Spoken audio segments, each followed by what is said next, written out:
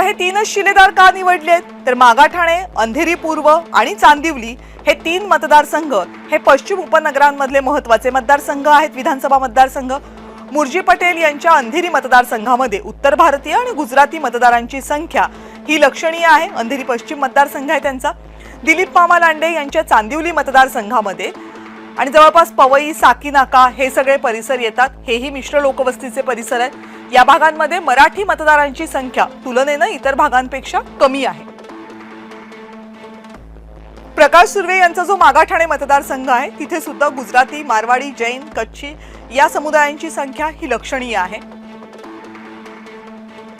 आणि उत्तर भारतीय, गुजराती या पारंपरिकरित्या सेनेचे मतदार नसलेल्या गटांना आकर्षित करण्याचं टार्गेट आता सेनेसमोर असेल, जरी ते महायुतीतनं लढत असले तरी सुद्धा.